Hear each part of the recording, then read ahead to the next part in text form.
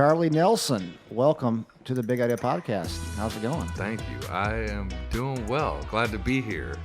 Yeah, it's great to have you, and founder of Bellmead Bourbon? Yeah. So my brother and I guess, are co-founders of Nelson's Greenbrier Distillery and Bellmead Bourbon. So Bellmead Bourbon is one of the brands that was originally produced by my great-great-great-grandfather, but the parent company was Nelson's Greenbrier Distillery.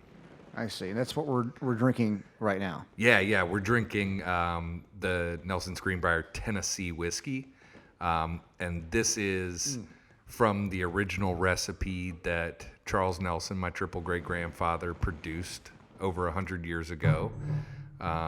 It was actually one of the largest and most popular brands in the country prior to Prohibition, from like 1860 to 1909.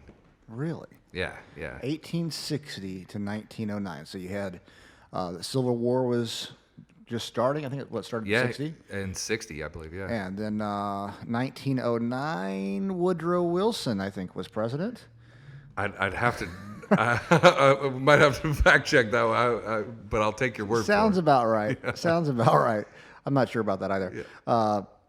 I'm just thinking of the time frame. And then there was Prohibition. That started when? Yeah. So it's crazy because there were steps to start enacting Prohibition on local levels in different states and cities, starting in like the late 1890s. In Tennessee, at least, like there was a law that, depending on the size of the town and how close you are to a saloon, there were laws that were enacted prohibiting the sale and consumption of alcohol. But Tennessee enacted statewide prohibition in 1909, and that's what shut us down. And that was 10 years before the federal level. So really? Okay. Yeah. So it was made illegal federally in 1919. Yeah. And 1909 was Tennessee. So Yep. Your grandfather's distillery got shut down. Yep. I guess the Jack Daniel's plant must have got shut down too, right? Yeah, so it's kind of crazy. So at that time, we were actually about 20 times the size of Jack, and That's incredible. we were by far the largest distillery in the state of Tennessee, out of about 1,000 distilleries in the state of Tennessee. Yeah, and my understanding is that Jack went kind of underground, and they were a little bit smaller, a little bit more agile, mobile, and I believe they maybe got a license to produce medicinally, and then they were the first distillery after Prohibition to get their license. So Did you say, was there medicinal alcohol? yeah. Really? Prior to Prohibition, there was like a couple stores, and gosh. within a year there were like 1,000 of them. So, again, I don't know if it's 100% true, but it sounds right to me that what really gave rise to that company is that they were one of the first to get a license to prescribe medicinal whiskey. Medicinal whiskey. Yeah. I mean, that's great. That is great. So it was shut down in 1909, but tell me a little bit about the company's history during that time. How did it get started? It all starts with my triple great-grandfather, Charles Nelson, and he was born on the 4th of July, which is something that I just love, 1835 in Germany. And his father owned a soap and candle factory in Germany, decided he wanted to move his family to America, sold the soap and candle factory, converted all the family's earthly possessions to gold, had special clothing made to hold all of the gold on his person. So gold sewn into his clothing, gathered up his family, wife and 6 kids. They boarded a ship named the Helena Sloman, set sail for New York, and while they were at sea, severe storms, the ship was damaged, taking on water for a couple of days, and it was sinking. A lot of passengers were knocked overboard, one of whom was the father. With all the gold on his person, he went straight to the bottom of the Atlantic. Luckily, there was a nearby ship named the Devonshire, rescued the rest of the passengers, my family included, and they made it safely to New York, but with literally nothing but the clothes on their backs. And Charles was the oldest. He was 15 at the time. Takes over as man of the family, does what he knows how to do, which is make soap and candles. Does that for 2 years at the Hazen Schultz firm in New York. Then he moves to Cincinnati, becomes a butcher. And then before the start of the Civil War in 1858, he moves to Nashville, starts a wholesale grocery business, actually not too far from here, in downtown Nashville on 2nd Avenue, where he had 3 great selling products: his coffee, meat, and whiskey. His butcher was a guy named Mr. Hill, who went on to start his own grocery business that's still kind of around today, H.G. Hill Food Stores. And the guy who delivered his coffee was named Joel Cheek, who ended up taking that blend a few blocks away to the Maxwell House Hotel. Became a pretty popular coffee. Yeah. It's still around today as well. And Charles, his best-selling product was his whiskey, and that's because he was one of the first to bottle and sell whiskey rather than selling it by the barrel or the jug. So he realized the demand for his whiskey far exceeded his supply, bought the distillery that was producing it, a patent for improved distillation, greatly expanded it, and became one of the largest distilleries in the country, by far the largest in Tennessee. And he produced the original Tennessee whiskey, which is what we're drinking right now. The original Yeah. Tennessee whiskey. Yeah. And, this is from that original recipe that goes back, like 150 years, which is kind of crazy. Or more like, I guess, like 160 years. So we're drinking history right now. Yeah. I love it. Exactly. I like that. Something else that was kind of cool is that his distillery was known as Old Number 5 because it was registered Distillery Number 5. And we've actually got, records of that, tax documents, and the federal government recognized that fact and gave us an historic designation of DSP, Distilled Spirits Plant Tn Tennessee 5. So actually you can see, if you look on the bottom of that bottle, we took a 3D scan of the original bottle, and what's on the bottom you can't really, that wasn't originally there, but we added a few little embellishments. But you can see there's like an outline of the state of Tennessee, and it shows the DSP 5 on there. So anyway, the federal government recognized that, and so Charles, he produced about 30 different labels. He had multiple Tennessee whiskeys, bourbons, corn whiskeys, rye whiskeys, a malt whiskey, apple brandy, peach brandy, even gin. And Belle Meade was one of the 30 labels that he produced. And he produced that in conjunction with another company. Anyway, becomes one of the largest distilleries in the country, selling nearly 2 million bottles a year by 1885. Prior to Prohibition, sold throughout the U.S., even in like Europe, even as far as the Philippines. He dies in 1891. His wife Louisa takes over as one of the only women to run a distillery, which is kind of crazy. And then she ran it for the last 18 years until 1909, when statewide prohibition hit Tennessee, forcing us to close our doors. Wow. That's incredible. And so it closed down. And for how many years? So, almost exactly 100 years. Wow. So in 2006, I didn't know about the distillery growing up. So I knew the story of my family coming over from Germany and the gold, and I had always heard that story. And, like you and a lot of people that hear that story initially probably, don't necessarily believe it. I didn't totally believe it, because my dad would tell it after he'd had a few drinks. And right. It seems like, every time he tells a story, it seems to get bigger and better, as it happens with, your parents sometimes. But there was this lady, Dory Vilsnack, that reached out to me and my brother several years ago, and she was like, "You guys are telling the story all wrong." And she sends us this article from the New York Herald from 1850 talking about the journey over, and it's like, whoa, this is like, there's proof of this. And it turns out that my family was actually on a little safety boat that the Devonshire was ferrying passengers back and forth on, and it capsized, and that's how the father was knocked overboard. I was like, "Dory, we weren't that far off. Sure. It was just a touch more tragic than we even knew. So it was true. It actually happened. But so I knew that story. But in 2006, my dad went in with 3 of his buddies to buy a cow worth of meat from a butcher.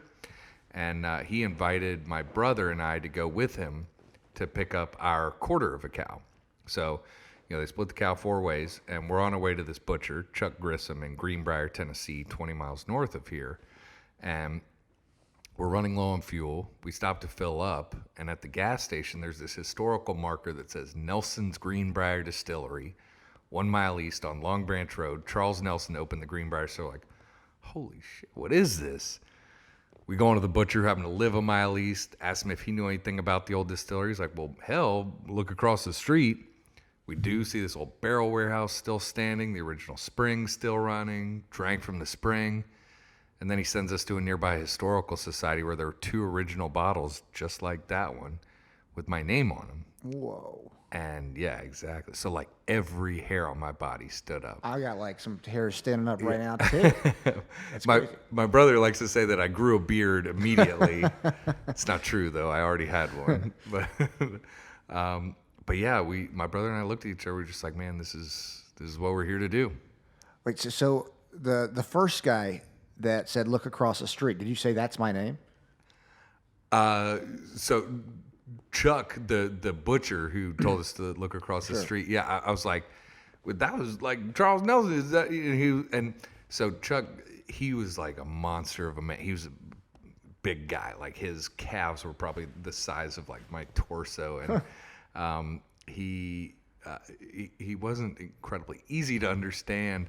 And I don't know if I just attribute this to him or if it was another guy that we were with or that was with him. But we always attribute it to him that, you know how some people like whistle their S's when they talk? And he was like, say, boys, y'all want some summer sausages? Yeah. I can't really do it that well, but anyway, yes, he showed us across the street. He was like, yeah, your great-grandpappy was, that So he knew it was your great-grandfather? Yeah, well, he like knew that it was Charles Nelson and that my name is Charles Nelson. So yeah, he assumed that, yeah. So yeah, you went over to the historical society. You saw the 2 bottles that they had. You got the hairs sticking up on your body. What's next? What do you do from there? So at that point, we got the meat. We've got that in the car, and we're heading back to Nashville, and we're talking about it, and we're like, man, this is incredible. This is what we're meant to do. And I still had a semester of college left. And I had actually just gotten like a grant to study cave paintings in Spain, Italy, and France. So I went and did that, and then finished up my last semester of college, which I was studying humanities and philosophy and French, which is perfect for starting a business. Perfect, yeah. I decided to take a business class. So I learned everything that I needed to know about business. Business class. In one semester.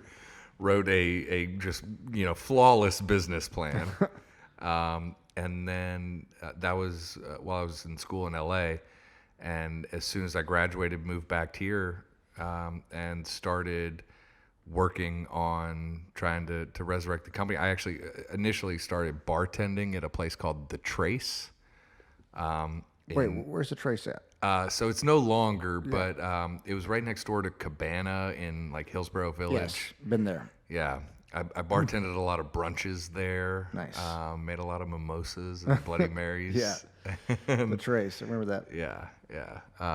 And so I did a little bit of bartending, and then I had to have shoulder surgery because I got in an accident while I was in France and I couldn't bartend anymore. So I started while we were trying to raise money and doing research and planning and refining our business plan and then trying to raise money, I still had to do a little bit of work to survive and make some money. And it's, again, kind of a long story, but I started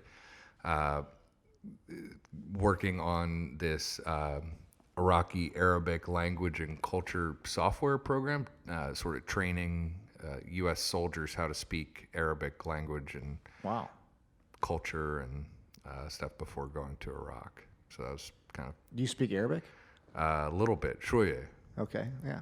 Like, Sugar. yeah. Hey, نعم. تتعلم عربي. So yeah, you speak Arabic? Assalamu alaikum.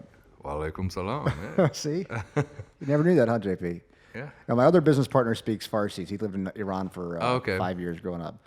Nice. But, so you speak a little No, Arabic? no. I was just copying what you said and then saying Assalamu alaikum. Gotcha. Yeah, one of my favorite things to say in Arabic. I didn't intend on talking about this today, but is "Inta rijal mashhur b'hai al-mantaqa," which is like you're a famous man in this area. Oh, that's good. So it's meant to be a compliment. Oh, thank you.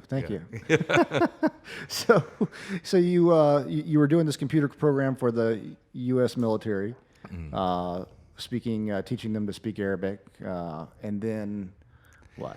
Yeah. So, and while I was doing that, so working on refining the business plan, and then I was like, all right, it's time. Got to go all in, And at this point, I couldn't just, have one foot in. So I was no longer working. Making money, at least I was working all the time, trying to raise money and still doing research. And I had to move in with my parents, which was, a really fun thing to do. Right. Living off peanut butter and jelly sandwiches and ramen noodles. And, my dad, my brother, and I, we would go around to pretty much all the distilleries around, and I spent a long time in like state and county archives doing research and just learning as much about the industry as possible, and trying to build relationships and trying to find someone who actually knew what the hell they were talking about and knew how to build a distillery, knew how to make good whiskey, and someone to be somewhat of a mentor. And we ended up, narrowing it down to two people, Dave Pickerel and Lincoln Henderson. Lincoln Henderson was one of like the master distillers of Brown-Forman, from like Jack Daniels, Woodford Reserve, and Old Forester. Dave Pickerel was a former master distiller from Maker's Mark, and we ended up signing up Dave, and they both were very helpful to us. And Dave ultimately, we had enough money to pay him a retainer for 3 months. Okay, what year was this? This is like 2009. Okay, so you found out in 2006. Yeah. And you're working the entire time. It didn't happen overnight. You were broke. You were waiting tables. You had this vision. You're going to do it no matter what. 2009, you've done all this research, and you hire your first master distiller. And get him on a 3-month retainer. Yep. And we officially reformed the company in 2009. I know that because it was exactly, by design, exactly 100 years after it had shut down. Right. So we hired Dave Pickerel, and we have enough money to pay him for 3 months. And our thinking was like, well, we know some people with some money. We'll be able to raise all the money we need in 3 months, no problem. Mm-hmm. So 2.5 years later, we hadn't raised a penny. Oh. And so after 3 months, 3.5 months, Dave was like, guys, I need to eat too. So he's like, I'm gonna have to take on other clients. I'm still happy to help out. And so he did take on other clients, helping out with, like, he helped start Whistle Pig, Hill Rock. I mean, he, like, pretty much any small craft distillery, craft whiskey brand has his fingerprints on them. After he left Makers, his first client was Willett Distillery, known then as Kentucky Bourbon Distillers, and then we were the next client after them. And then, he went on to become kind of like the Johnny Appleseed of the micro distillery industry. Cool. but he continued to work for us for another 2 years for free, because we didn't have any money. But Awesome. yeah, which was really, really awesome. And he passed away like not this past November, but the year before that, unfortunately. And Lincoln Henderson has also since passed a few years ago, and he went on to start Angel's Envy with his son Wes Henderson. So that's part of the reason why he couldn't work with us full time. But Sure. He gave a lot of great advice and guidance and that sort of thing. So 2.5 years later, though, you yeah, so living with my parents, trying to, I would like put on a suit and slick back my hair and go out and try and raise money and every day. And I was ultimately told no every single day, with multiple times a day, which was pretty demoralizing. Yeah, how many times do you think you were told no? God, I mean, hundreds. Yeah. If not into the thousands. I mean, it was like for 2 years straight every day. I mean, maybe not 7 days a week, Sure. but at least 5 days a week for at least 2 years, 2.5 years. So I don't know. Yeah, just constant no's. Yeah. Yeah, did you ever think of quitting and, hey, this isn't going to work? I mean, the thought crossed my mind for sure.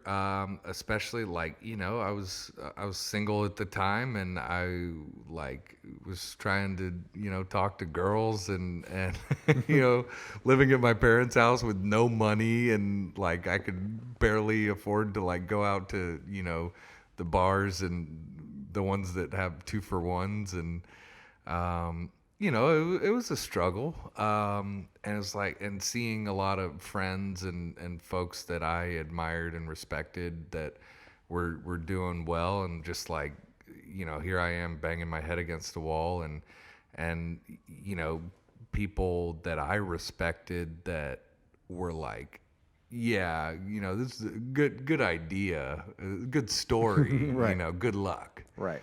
That was challenging, but I think all of that sort of made me want it even more. Mm-hmm. And just to say, basically, fuck you, I'm going to do this, Right. and I'm going to show you.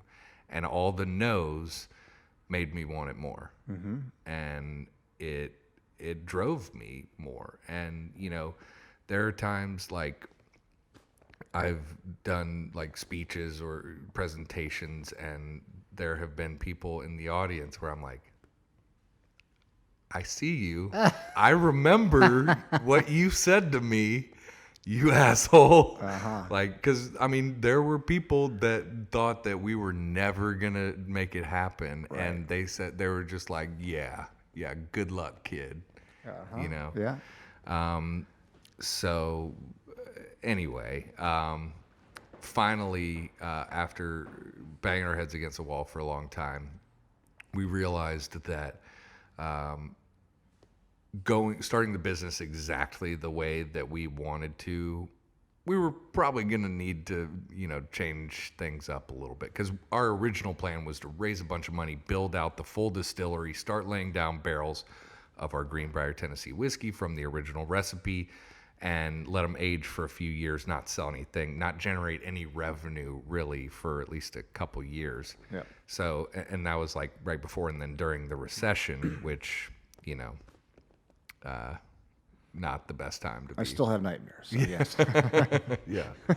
So, anyway, we decided that we wanted to get started by working with a contract distillery. So my family and I, we put up literally everything that we owned, mostly my parents' house, to personally guarantee a loan to get started sourcing barrels and working with a contract distillery to create our own unique blend for Bell Mead. And as soon, like when I was trying to raise money, people were like, okay, how do you know you can, build a business? How do you know you can make good whiskey? How do you know you can sell it? How do you know you can do this and that? And I was like, trust me. Right. I'll do it. Yeah. Trust me. And so anyway, once we actually got a product on the market, which was like March 26th of 2012, all of a sudden people were like, ooh, you're looking for investors? And so then we were able to raise a little bit of money, build out our own distillery here in Nashville in the Marathon Village area, which we opened to the public in 2014, November 23rd of 2014. We laid down our first barrel, I believe, August 16th of 2014. Then we opened we opened our doors to the public. Our first year we had maybe like 12 to 15,000 visitors. In 2016 we probably had 30,000 visitors, 2017, 40,000, 2018, 50,000, 60,000, and this year we'll probably have close to 80,000. Oh, wow. Let's see. Yeah. And then, we just sold our first bottle of our Nelson's Greenbrier Tennessee whiskey, October 1st. And so I kind of, congratulations. Thank you. Thank you. So I kind of joke that it only took us about 13 years to get to the starting line. Right. Well, I mean, that's, it's a good joke, but it's amazing. I mean, your story is amazing. Thank you. It is. It's an entrepreneur story. I mean, how many times were you told no? I've been going through that this year. Yeah. We're raising money for something called United Cancer Centers, and it's. I mean, it's been a heck of a year being told no so many times. And how long have you been raising money for it? We started in March. Okay. And we're raising, well, depending on it, I think the end raise will be about $100 million. Wow. And oh my God, it was. I have never raised money before. I've always bootstrapped things myself, did it myself, kind of like your parents put their house up. My parents have helped me out in the past with little things like, or not little things, with things like that. Yeah, that's no small thing. It's small amount of money to me now. Yeah. But it was a lot of money to my family then. Yeah, absolutely. I mean, it was like it's all relative. It's all relative, man. And but I look at it, and so this is the first time, I've been a part of the fundraising thing. Yeah. And we have an amazing team, and we have a new product coming out that we're raising money off of, called a Vican, where basically when, let's say somebody invests $1 million, $500,000 of that would go into zero interest notes, and then in 8 years those have matured to where they at least double, so people get their principal back, even if the investment, United Cancer Centers, doesn't make any money. So it protects the initial investment over 8 years. It's really it's a really cool product. So I think that with this one we just launched last week, and the institutions are really liking it. Yeah. So it's because it's a de-risked, for the most part, investment. Yeah. But point being, the reason I asked how many times you were told, somebody said no to you, is I've experienced it for the first time this year raising money. Yeah. And it's brutal, man. Yeah. I mean, you have to really you have to really believe in what you're doing. Yeah. And have an ability to, have thick skin. And people don't just necessarily say no; they tear you apart. Yes. And make you feel bad for even asking them. Right. They're like, "You're wasting my time. I'm not just gonna say no to you. I'm gonna make you feel bad about it, wasting my time." Yeah, it's amazing. What's the worst one that you ever had, or the funniest one? What's the funniest one that ever happened to you? Gosh, I mentioned that I've made a couple of presentations or speeches, and I was telling my story, and I was talking about how some people were just assholes about it, and then afterwards, this guy came up to me who was in the audience, and I recognized him, and I was like, "You," and he came up, and he was just like, "I was one of those assholes. I made a mistake, and I'm sorry." Yeah. And I was like, "All right, thank you. Yeah, thanks. But, you know. But I remember. Yeah. Yeah. You know, for us with United Cancer Centers, people have been pretty nice about it. You know, they believe in the mission. Yeah. But they, you know, it's still a no. Yeah. And you can be told no so many times. And I have a newfound respect for people that go out and just raise money. Yeah. Because, you know, you've gotta really have thick skin. Yeah, Not for take sure. it personal. It's not personal. I Yeah. mean, it's really not. Yeah. It's not, but it's hard not to take it personally. Because you know? believe in it, you're passionate about it. I mean, this has your name on it.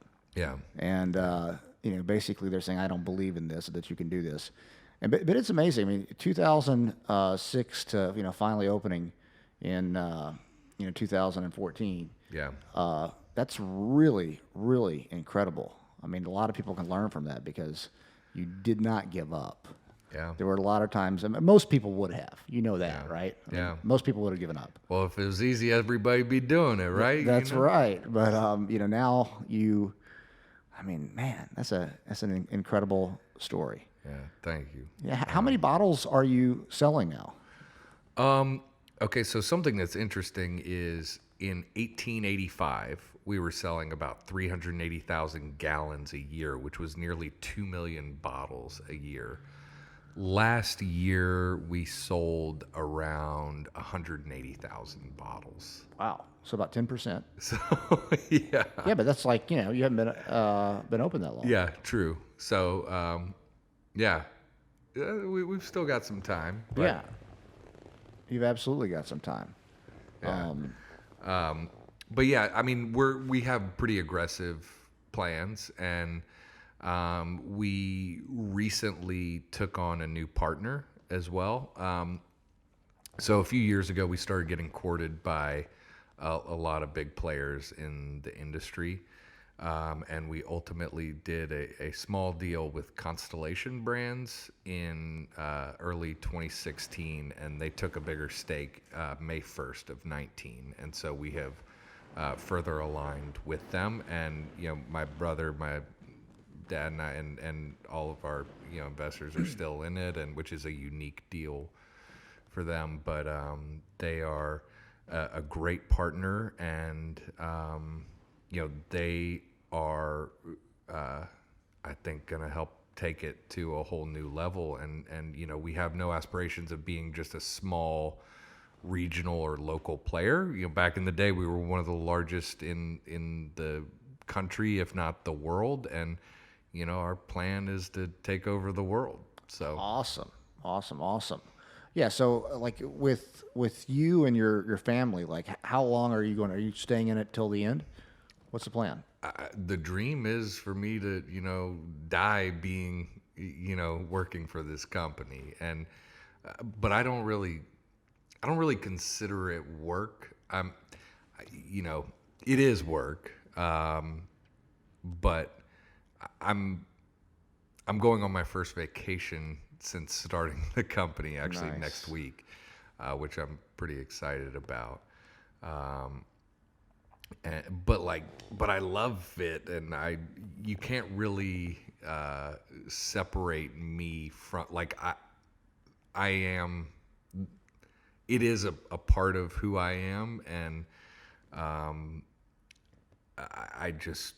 not sure if I could sort of divorce myself from it if I wanted to. And I do a little bit more now. Like, we went from having 3 salespeople to now having a sales force of like over 300. Oh, wow. Yeah. So Gosh. so I don't have to just go out with a backpack and, you know, peddle my wares anymore. Yeah, I think when I met you, I think you gave me a bottle. Yeah. And it was the Probably. Belle Meade bourbon. Yeah, yeah. Yeah, and I was like, "It's really cool." And you kind of told me the story, you know, not as in detail as today, but Sure. yeah, it's fascinating having someone like you whose great grandfather was those 3 greats. Yeah, triple great grandfathers started a historic, Yeah. nationally recognized historic company. Then had you randomly discover it Yeah. on a day you didn't expect to randomly discover that your great grandfather had a distillery, and then to take that idea and that vision that he had and say, you know what, nearly 100 years later, I want to go out and make this happen again with his name because I know that I can. And in reality, you knew nothing at the time about how to make whiskey or bourbon. You knew nothing about running a business. Yeah. And you figured it out.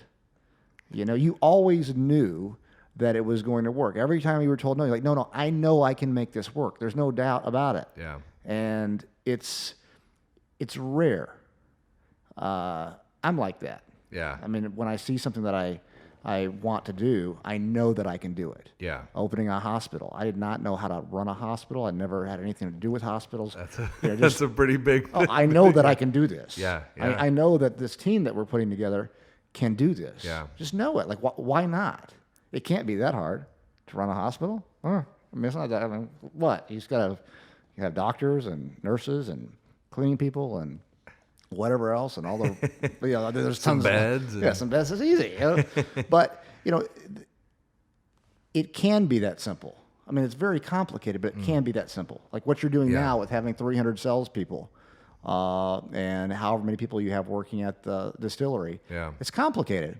But you always knew that this is just what it is. You got to take a step back and look at the big picture. And hospitals, you were saying, like, some people may hear you say that and be like, you're crazy. Like, there's so much more to it. And yes, if you dive in deeper, but you can't get overwhelmed by all the minutia, or else you'll be paralyzed and never be able to take the first step. Yes. You got to dive in and do it and just start making one step at a time and marching forward, or else you'll never even get started. Yeah, no, that's exactly right. And that's people do get paralyzed by that. They are so afraid of messing up. And it's like, no. Guess what? You're going to mess up. Yeah. A lot. Every day. Every day you're going to mess up, and that's part of it. And that's how you learn, and that's how you evolve and get better. Is you screw up, and then you're like, that sucks. I don't want to do that again. So how can I do it differently and move forward and be better? Yeah, that is what it's all about. And I mean, it's a good lesson. It's a good lesson. A lot of entrepreneurs out there, just from my experience, you're like a real entrepreneur. That's few and far between, bro. It's amazing. I love hearing the story. There's so many pieces of your story that are inspirational to me because, I know what it's like. Yeah. I've been there a number of times. I've been an entrepreneur since I was, 18 years old. Yeah. And I didn't go to college. Well, I went to a semester and a half, dropped out. Had a lot of things happen over the years. Yeah. Lots of businesses. Some made money, some didn't. And lots of people maybe weren't rooting for me. Sure.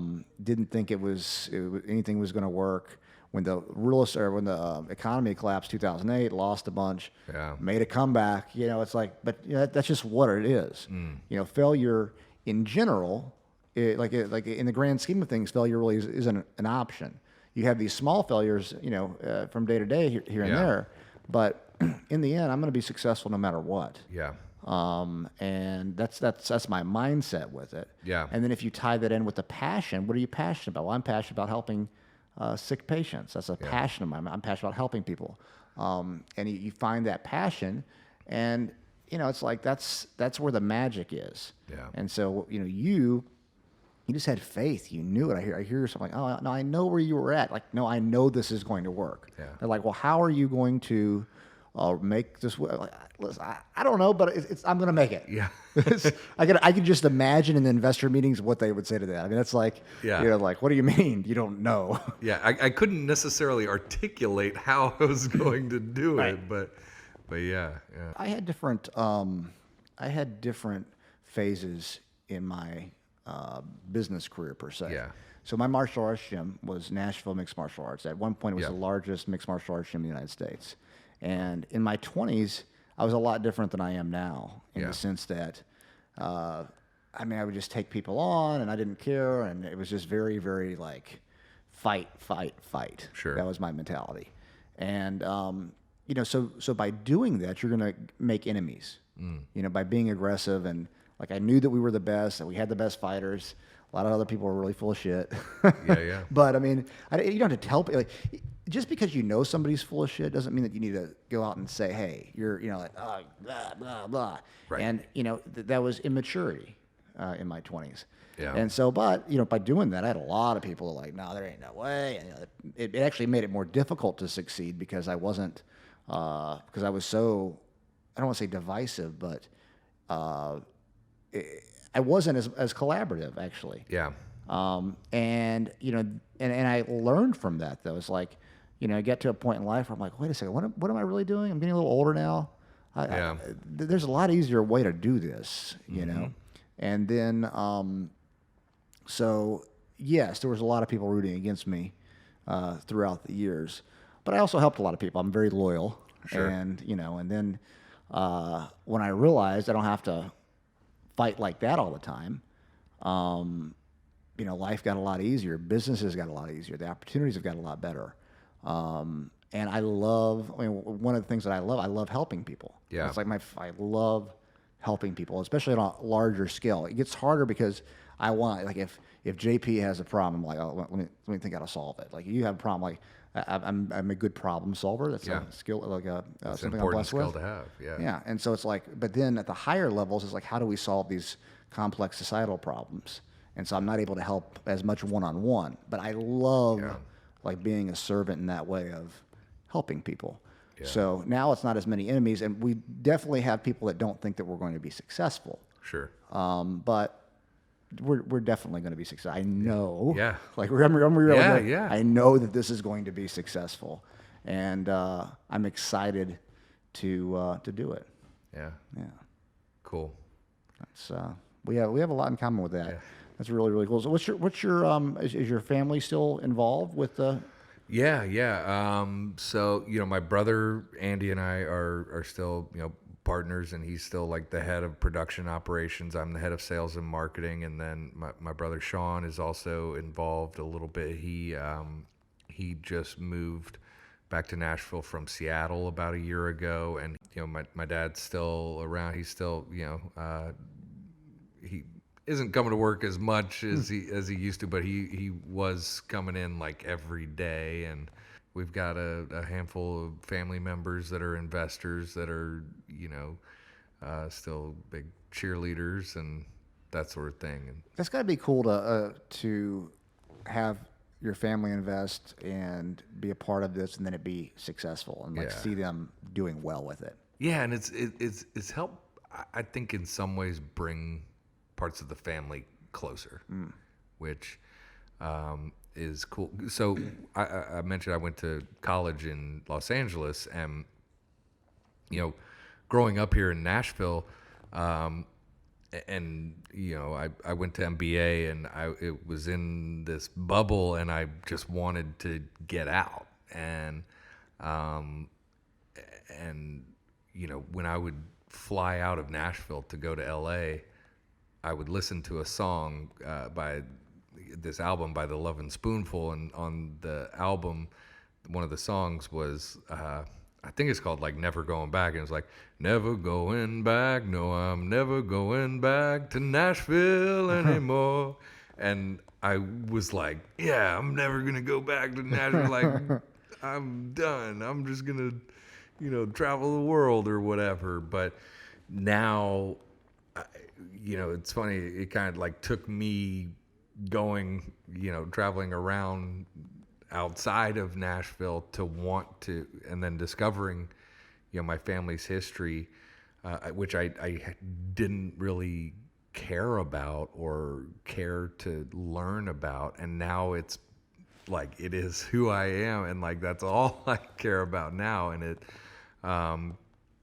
has also helped bring a somewhat scattered family, at least nuclear family, together a little bit, and also some of our broader family as well. That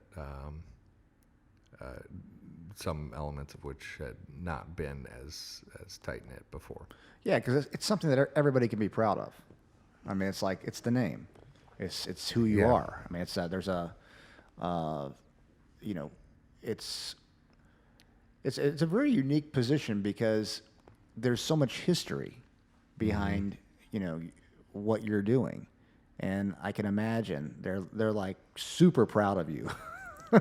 Yeah. It's it's in some ways I'm not great at like taking that, but yeah, for sure, and it's everybody's proud of their family name, Sure. or maybe not everybody, but everybody probably wants to be at least. Right. No, it's cool too. So my mom and brother worked with me for years too. Nice. So it was my martial arts gym. My mom would help out. She was they were partners. My mom and dad were partners. And then my brother he started working for me. He probably worked for me for about 5 years. He's my older brother. And so What's the age difference? 8 years. Okay. Yeah. And so it's a unique experience having your family work for you. For me, I loved it because I knew I could trust my family, and that's helpful in business. Huge. Yeah, huge. What's it like for you actually working with your family day to day? Man.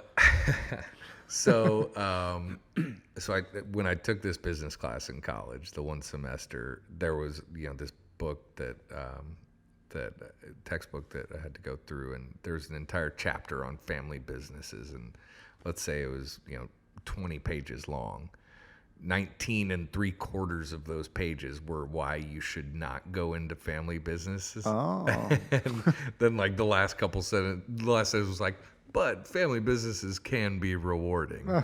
And so I would say that it has been at times very challenging, but it's also been very rewarding. And I wouldn't do it any other way, and it's been really cool and super rewarding. But to be honest, at times it is challenging because like you can't like you have to be very careful at times how like how you communicate, because like you can press buttons like that nobody else can, and like you could be in a meeting and say one word that would just like throw everything off, that if someone else said that and there's nothing behind it, everything's fine, but Right.